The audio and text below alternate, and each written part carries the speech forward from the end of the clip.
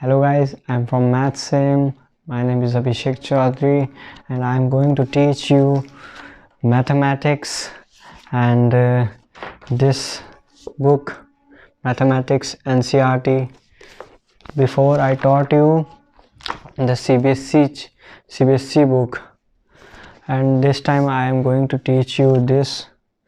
So I'm going to teach you chapter 6 lines and angles. तो हम लोग देखते हैं लाइन्स एंड एंगल्स को। तो यहाँ पर लाइन्स एंड एंगल्स हमारे ये रहा। फर्स्ट एक्सरसाइज है 6.1 की। तो जैसा कि हम लोग मैंने भी यहाँ पर ये रहा हम लोग की लाइन्स एंड एंगल्स का chapter exercise 6.1 and page number 96 है गाइस। तो हम लोग अभी यहाँ पर फर्स्ट क्वेश्चन को डिस्कस करने जा रहे हैं। तो जैसा कि आप यहाँ पर देख सकते हैं, इसमें लिखा है कि in figure 6.13 lines AB and CD intersect at O। तो कुछ फिगर कुछ ऐसा बना है हम लोग का।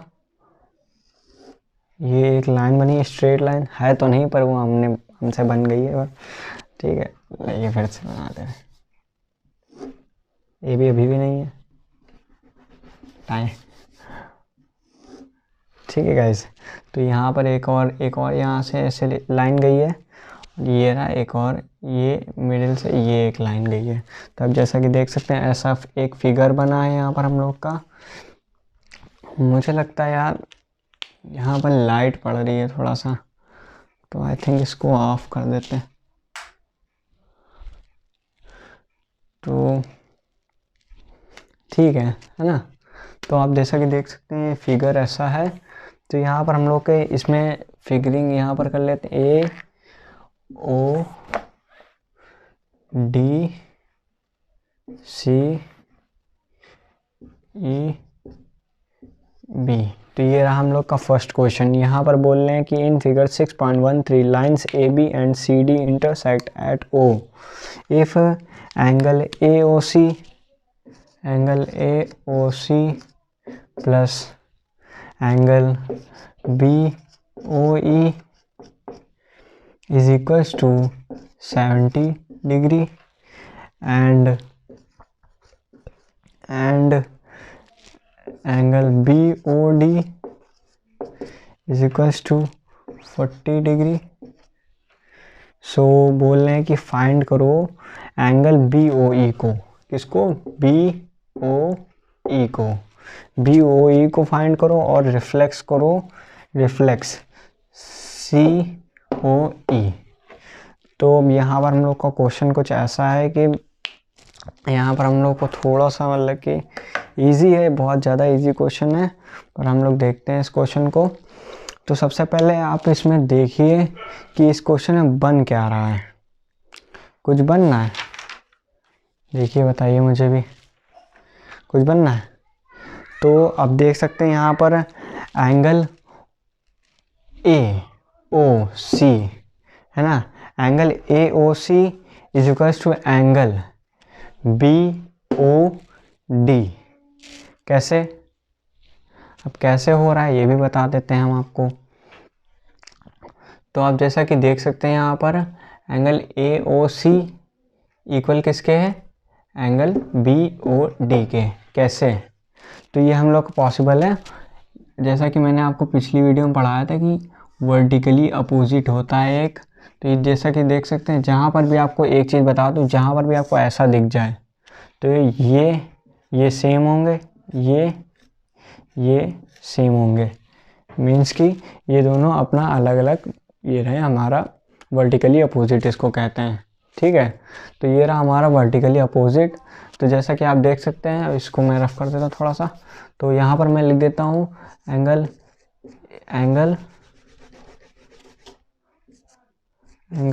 AOC है ना। AOC इज इक्वल्स टू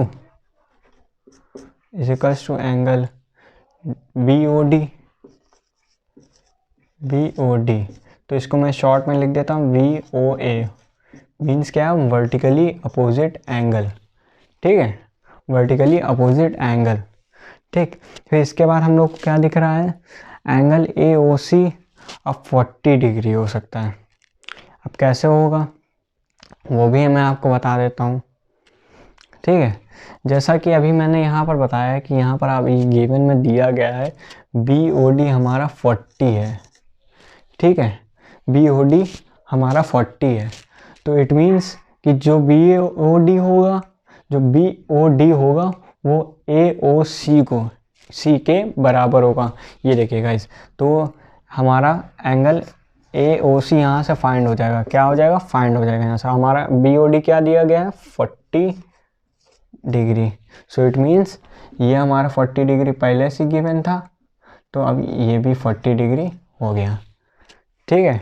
कितना इजी क्वेश्चन है। अभी यहाँ पर अभी एक और चीज़ दिखाता हूँ मैं आपको। तो जैसा कि आप थोड़ा सा इसमें थोड़ा सा फिगर में थोड़ा ध्यान दीजिए, एंगल ए ओ सी, ठीक है, और बी ओ ई, ठीक है, इन दोनों के सम हम लोग को कितने दिए गए, 70। तो आप जैसा कि आप बताइए, ध्यान से देखिए, हम लोग को एक ए ओ सी 40 मिल चुका है, ए ओ सी हम लोग को 40 मिल चुका है। तो इट मीन्स सबसे बढ़िया है बी ओ ई निकालने का। सिंपल से हम लोग रख देते हैं अभी हमारे पास ये। अब मैं इसको पुट करता हूँ यहाँ पर, angle A O C plus angle B O E, ठीक है। ये लिखा है, ऊपर लिखा है ऐसे, ठीक है। तो यहाँ पर हम लोग का ए ओ सी फाइंड हुआ था ना, अभी ए ओ सी फाइंड हुआ था, ये 40 डिग्री है।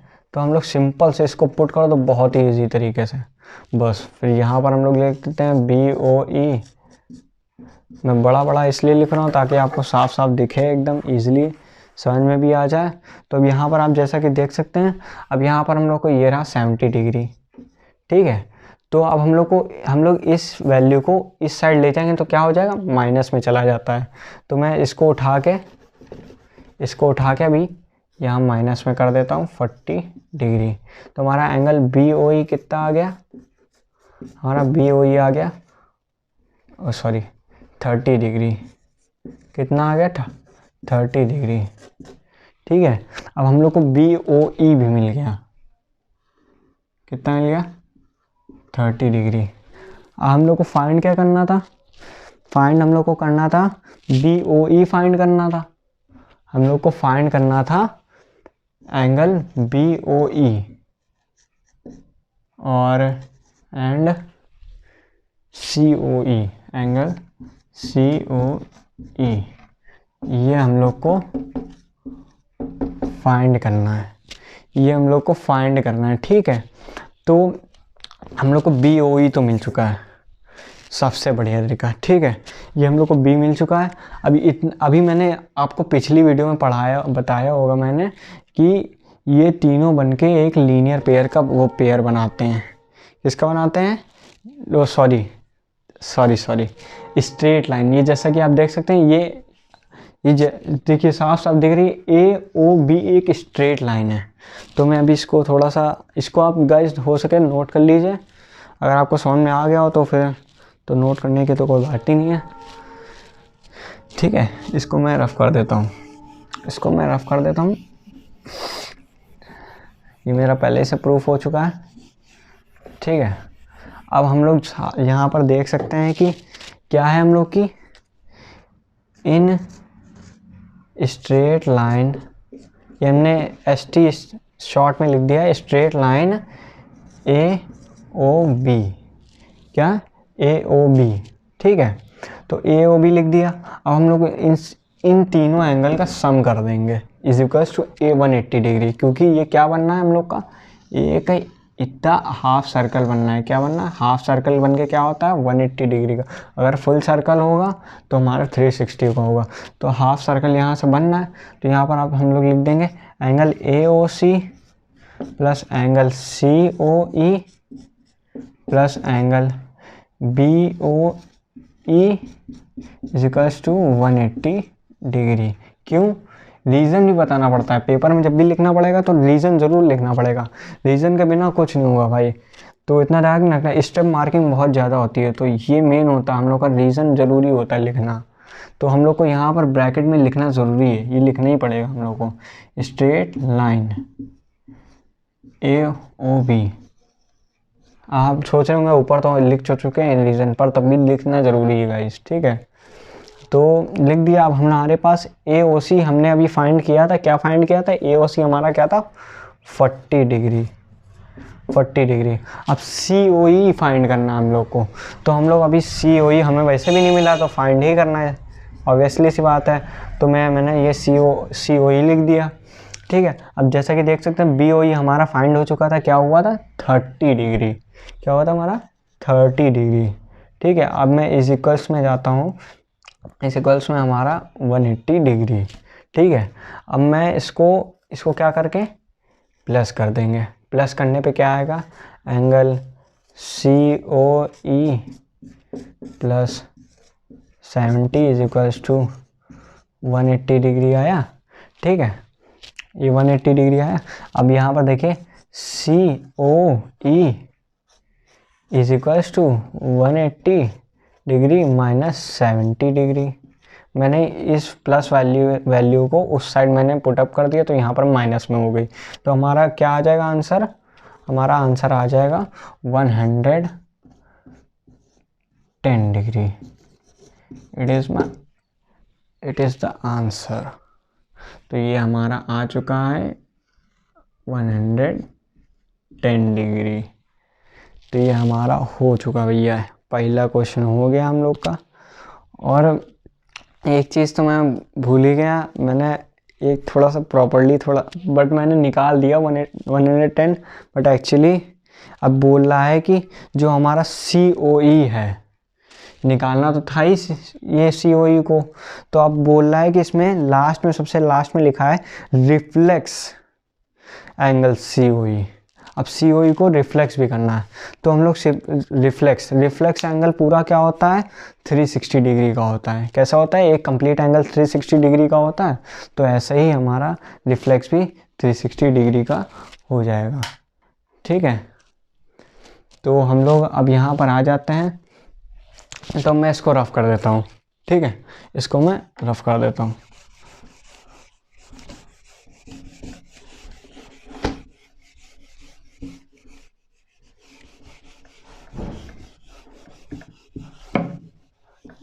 अब क्वेश्चन हम लोग का क्या कह रहा है कि रिफ्लेक्स करो एंगल COE का, ठीक है।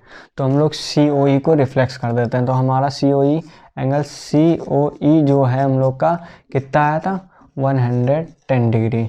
तो हम लोग का जो COE है वो हमारा 110 डिग्री आया था। तो हम लोग का अभी मैंने जैसे बताया कि कंप्लीट एंगल कितना होता है 360 डिग्री का, तो हम लोग सिंपल से उसको क्या करेंगे, एंगल COE लिख के is equals to 360 degree minus 110 degree. अब पेपर में इसकी मार्किंग होती है कि 360 डिग्री लिखा, ये तो पता है कि क्वेश्चन में रिफ्लेक्स बोला गया है, पर यहाँ पर लिखो तो आप लोग को लिखना पड़ेगा। मैंने जैसा कि बताया हम लोग को, मैंने बताया कि स्टेप लिखना ज़रूरी है। तो यहाँ पर हम लोग लिखेंगे कंप्लीट एंगल, तो हम लोग यहाँ पर लिखेंगे कंप्लीट एंगल 360 डिग्री होता है। तो अभी हम लोग इसको माइनस कर देते हैं, तो हमारा माइनस में क्या आ जाता है, हम लोग को आ जाता है 250, ठीक है, 250 डिग्री। ये रहा हमारा रिफ्लेक्स